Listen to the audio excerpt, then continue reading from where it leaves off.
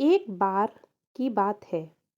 एक बड़ा सा पानी का नाव जिसमें कि लोग सफ़र कर रहे होते हैं, वो पानी में डूब जाता है।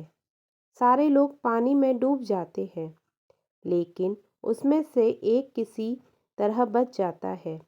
वो अपनी जान बचाते बचाते किसी तरह एक खाली टापू पर पहुंच जाता है।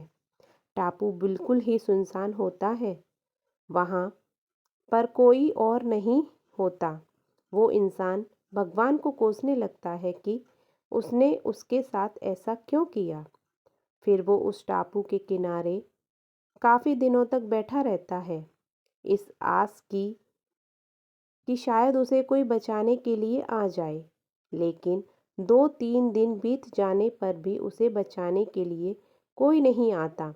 वो अपने बचने की उम्मीद पूरी तरह खो देता है। फिर वो जंगल में जाता है और कुछ लकड़ियाँ इकट्ठी करता है, जिसे वो अपने लिए एक छोटा सा घर बनाता है, जिसमें कि वो रह सके।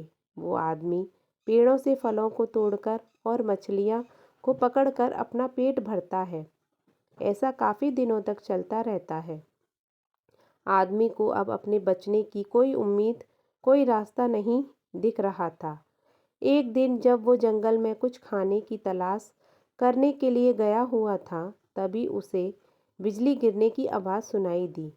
वो बिजली उसके घर के पास गिरी थी, इसलिए वो वापस अपने घर को देखने आया। तब उसने देखा कि उसका घर पूरी तरह जल रहा है। वो बिजली उसके घर के ऊपर गिरी थी, जिसके कारण उसके घर को आग लग गई। वो आदमी भगवान को कोसने लगता है कि उसने छोटा सा घर बनाया था, वो भी जल गया। अब वो क्या करेगा? वो अपनी किस्मत को दिन भर कोसता रहता है। फिर उस टापू के किनारे के पास ही सो जाता है। अचानक उसे एक नाव की आवाज़ सुनाई दी, जिससे उसकी अनकहे आँख खुल गई।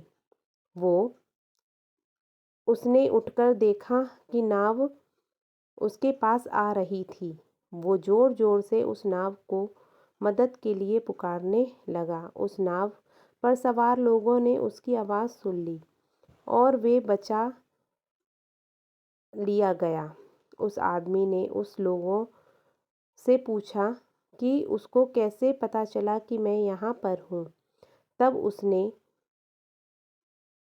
एक आदमी से जवाब दिया कि हमने आपका धुआं का इशारा देखा था, जिसे देखकर हम आपको बचाने के लिए आ गए। तब वो आदमी सोचने लगा कि उसने तो उन्हें कोई इशारा नहीं दिया था।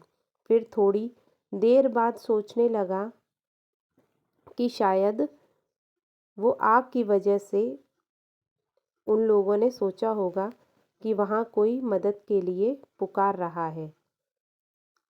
शायद उसी के धुएं को देखकर ये मुझे बचाने के लिए आ गए।